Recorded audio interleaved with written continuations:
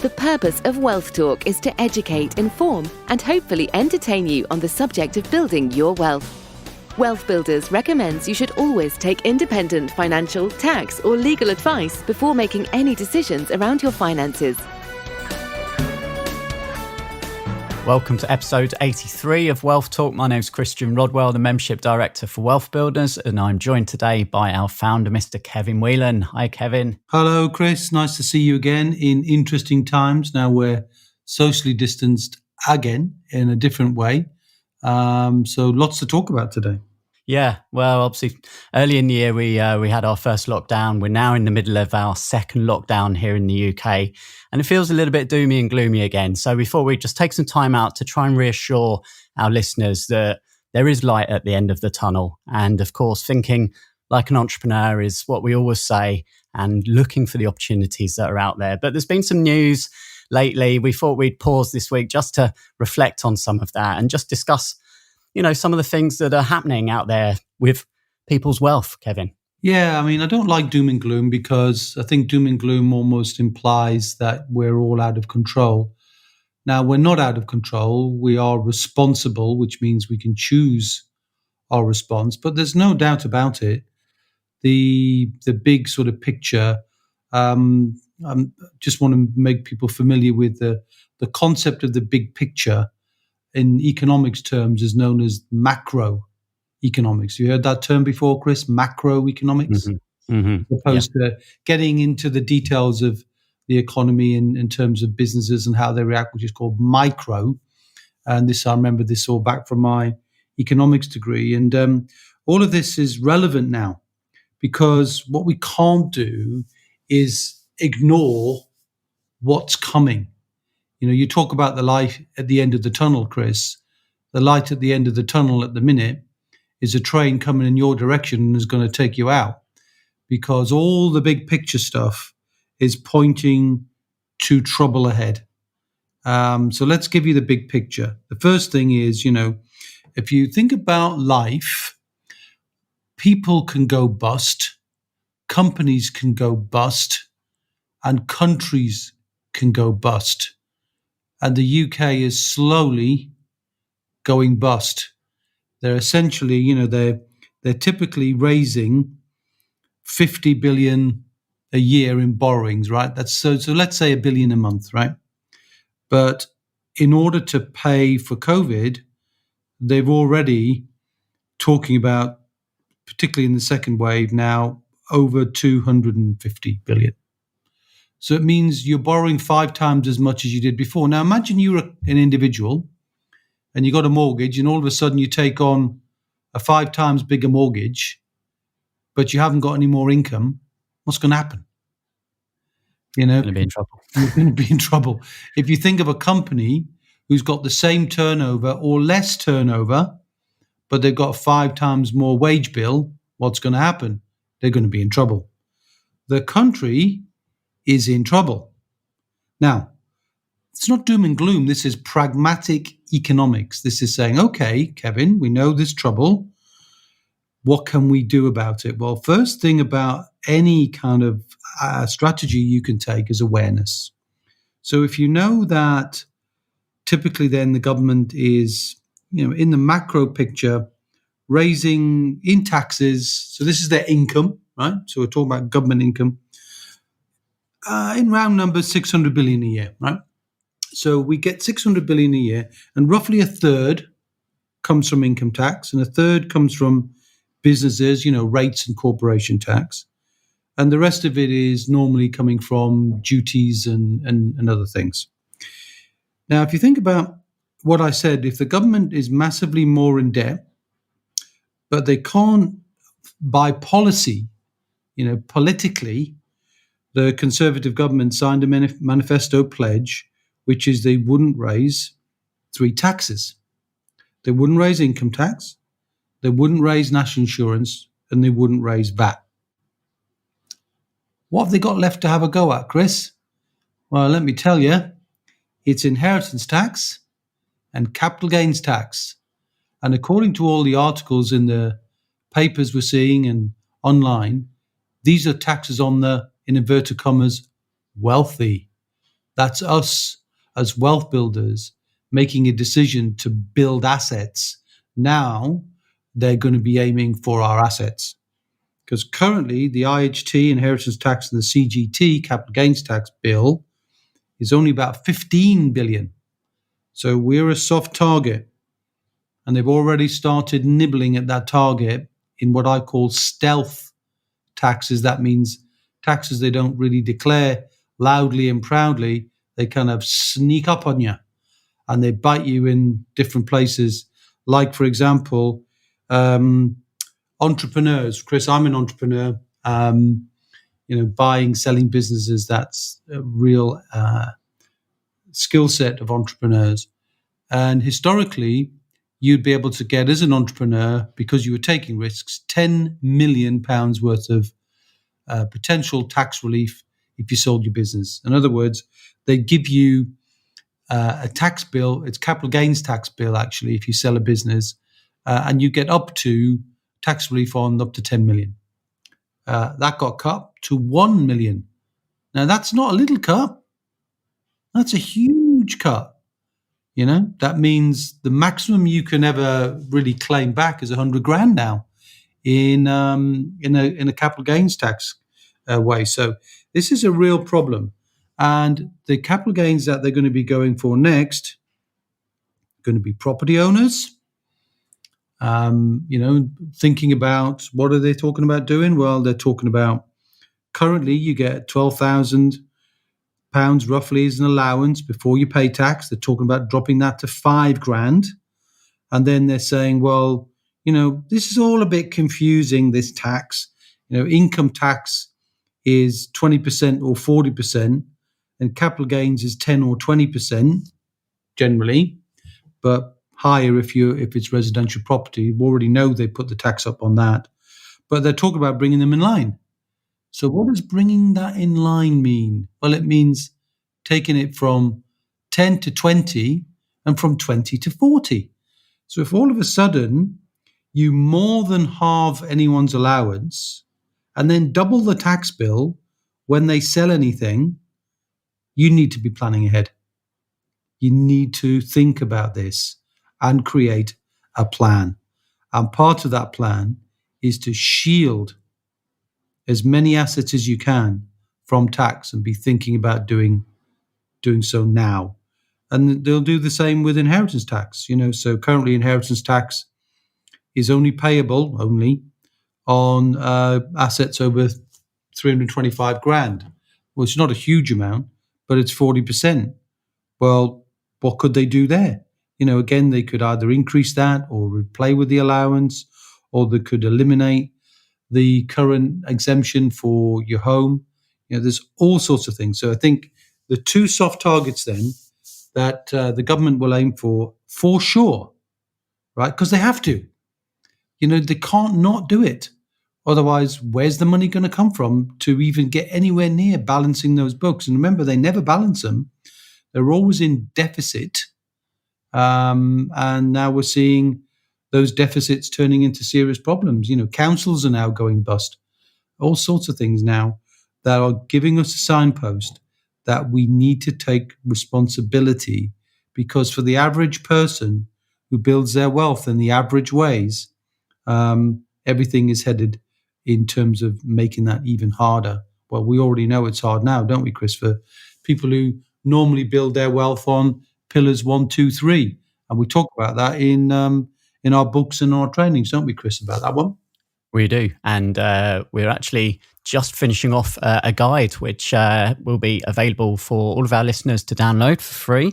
And we're calling that Wealth in the Second Wave. And it's nearly 50 pages. So it's a pretty hefty guide. And it's got some wonderful contributors in there, people that have spoken on the Wealth Talk podcast over the last few months. And we cover all of the 7 pillars in there. And it really is just helping people to, as you say, make that mindset shift from, the traditional pillars over to the entrepreneurial pillars, and to really start thinking ahead. And another news article that I spotted this week, Kevin, was that nearly 4 in 10 Brits over 55 have said that COVID-19 has made them more worried about job security. So we know that not only is it becoming harder to actually build that wealth through assets, but then coupled with the worry of actually perhaps not having earned income for many people as well coming in.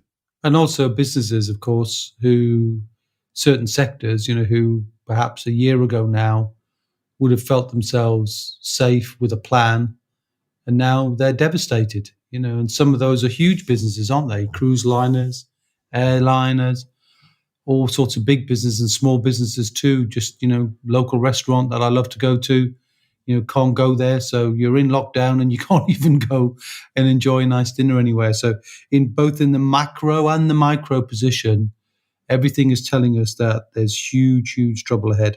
And in order to deal with this, you need to understand some things. And let's just reflect, because I know you used words there, the simple pillars and the entrepreneurial pillars. And I might mention that if you just think about this very simplistically, most people build their wealth in the UK, the 95%, and I'm sure it's the same in the US and as well, they build their wealth on three things. They have a home, they have some money in pensions, and they have some money in investments. So the home, what's happening to our home value these days? Well, all the indicators are that property prices are going to be squeezed. So your home value goes down. Now, for most people, they don't have an income from their home anyway. So, relatively neutral, but still, the whole issue about property prices looks like it's being challenged. The second is pensions. Now, we've seen recently in the news that the predictability of people to draw income from their pension, sometimes called draw down, when you actually take money out of your pension to provide you with an income stream, that what's known as the safe drawdown, in other words, how much can you take from your pension that you'd reasonably expect to be able to maintain it, so you don't find your pension pot depleting, has been adjusted downwards from 4% to 3%. Now, it doesn't sound a lot, does it? 4 to 3, but it's huge, isn't it? You think about that, it's 25% reduction in what's predictable as an income, and how many people out there would like a 25% pay cut? It's just a massive, massive, massive impact. And this is going to start to permeate through people's pensions. So their pension pot is going to be worth less, not worthless, although, one could argue some pensions, especially the forgotten ones, are literally worthless, aren't they? Because people lose them. And we've talked about that on previous podcasts. But the pensions will be worth less. And that's why we spend a lot of time trying to help people understand and maybe disturb them to do something about connecting their mind to their pension instead of being disconnected, and delegating that money into the hands of third parties, which they'll be taking their fees. Fees will be charged on a much lower base. So not good news. And then, of course, if you've got money in cash, terrible interest rates. So, how do you build your wealth? Well, you have to look at the entrepreneurial pillars. You have to look at building portfolio or property. You have to look at businesses. You have to look at the idea of creating intellectual property and turning your ideas into value. And you have to look at collaborating and doing joint ventures. And these things will all be addressed in wealth in the second wave. And we'll be touching all of those to try and give you some ideas that you can work on and think about. And please do not bury your head in the sand on this. Do not drift. And I hear people saying, well, I'm going to wait to see how it all settles down. Well, how it's going to settle down is you're just going to be hammered. There's going to be more taxes to pay. And I'm not dooming and glooming. I'm definitely not doing it. I'm saying this is a sober realization that things are changing for the worse, and it's not going to go back anytime soon. Because how can a country, with this much debt, not increase the taxes? And they're going to have to increase them for a very, very, very long time. So, but wealth builders are proactive, aren't they? They know there's a wind blowing on them, but then they choose the set of their sail. And it's pleasing to see, Chris, that some of those people who do follow us and do work with us have been saying some positive things about us too. Absolutely. Yes. So why don't we share a couple of our most recent reviews that have coming over the last couple of days? And first one is from Trustpilot. This is from one of our members in the 7 Steps to Wealth program, Jean-Marc. And Jean-Marc says, I came across Wealth Builders by accident. I was looking for another podcast to listen to when I came across WealthTalk, and I was hooked. And for the following days, I went through all of them and I learned so much just by listening to those. I already had a few pillars in place, but I didn't do anything about the roof or the SSAS. I then decided to call Christian, had a chat, and following that conversation, decided to join the program in July. And we know we've spoken to Jean-Marc in the last couple of weeks, Kevin, haven't we? And he's really now moving forwards on his roof, and he's also now in the application stage of his SSAS. So he says it's only a few months, but I've already learned so much more than I expected. And he felt he was at a crossroads, but after that call with us, Kevin, he's much clearer now. So thank you, Jean-Marc, for that. Yeah, and that's great. And I'll tell you what's interesting for me when people whose first language isn't English, and there's Jean-Marc, and we have another client called Jean-Claude as well, and others, not just French speakers, but people who really take the trouble to learn how to build wealth when English is not their first language. And I think, I always take my hat up to them. Can you imagine trying to go to France or Spain and learn the wealth system in a different country? You'd probably just bury your head in the sand. And these people haven't done that. And I'm so impressed with anybody.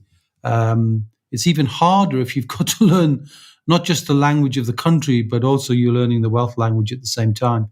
And this is the essence of it, isn't it, Chris? That whenever you want to change what you're doing, the wealth is a journey of discovery, and you have to speak the language. So keep in tune with us, and we'll teach you as much of that language as possible. And get a copy of the Wealth in the Second Wave, which will be free of charge. We don't charge for these things.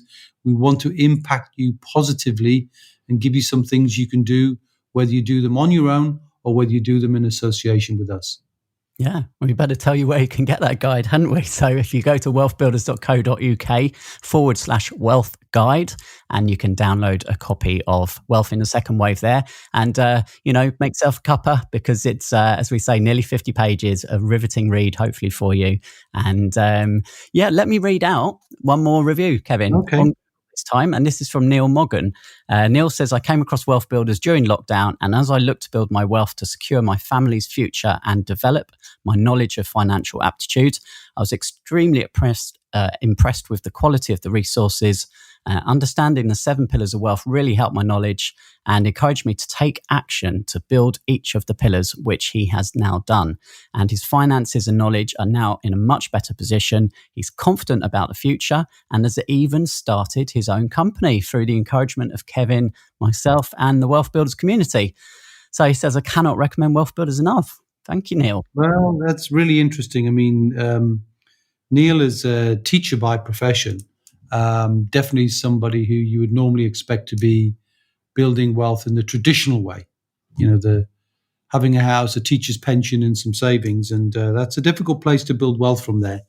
All respect to teachers. I think anybody who prides themselves on the making learning impacts and helping people transform from young kids to old kids or grown-ups like we teach, Chris, I applaud all of them. So hats off to anybody who does that.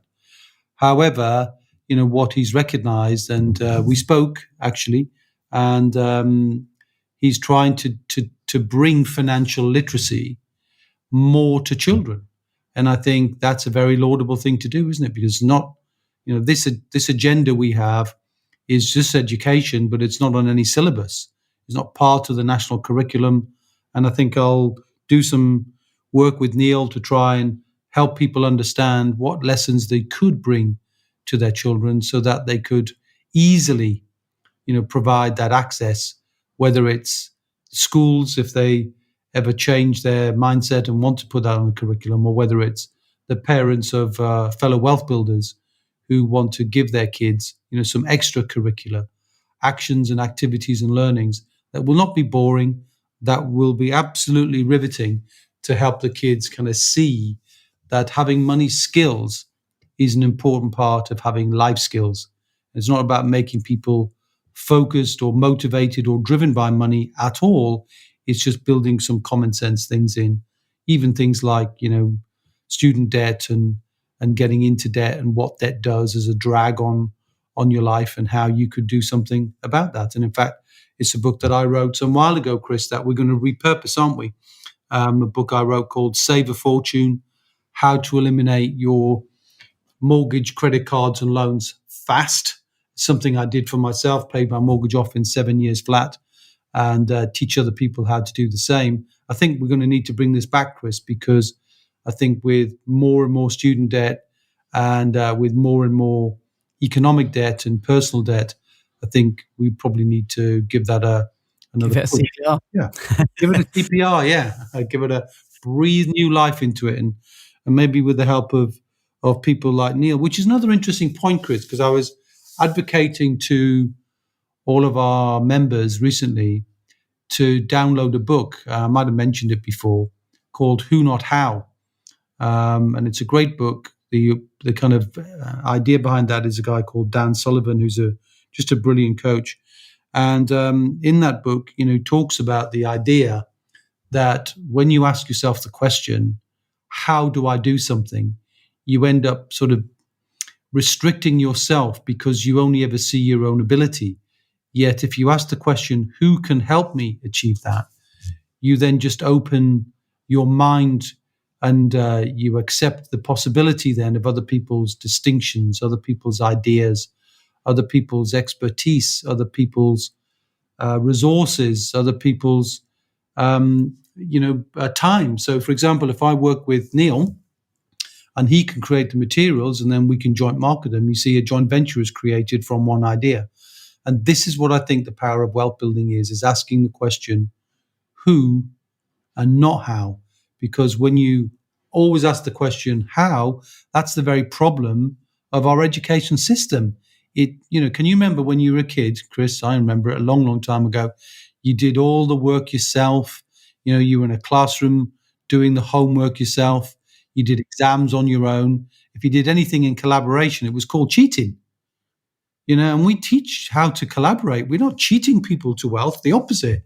We're expanding people's wealth by the understanding of how best to collaborate. And the whole science of wealth dynamics that we use so much encourages that and shows people how to do that. So I think Neil's got some great ideas. And if he can be a who in my life and bring some of that educational material created by a teacher, but for children, I probably couldn't do that. I wouldn't have the acuity to narrow it down for lessons for children. And I can be a who in his life and get that marketed so that he can create another income in addition to what he's doing now. Then, magic's happened there, hasn't it, really? So anyway, let's hope that happens. But either way out there, always ask that question, and get involved with people. Do not DIY your way to wealth. It's too slow. It's too boring. It's, simply doesn't transform you ever. All you're doing is restricting yourself. Like, you can't save your way to wealth. You cannot DIY your way to wealth. Please embrace the concepts. Whether you connect with us or not isn't the point, but do accept and be humble and accept the help of others on your journey. Yeah, if you'd like to connect with more like-minded people, then don't forget you can join us in our Wealth Builders Facebook group.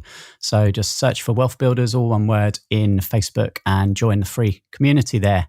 And I'm sure we'll put the link to the Wealth Guide in the group as well. So one easy place for people to go and find it. Well, I feel like I've been on my soapbox a bit today, Chris. Well, we speak to people every day, and we know that people are concerned. So we just want to put the word out and reach out to people and let them know that they're not alone, right? And if you have that plan and you have the right support around you, then it can take a bit of the burden off people's shoulders right now.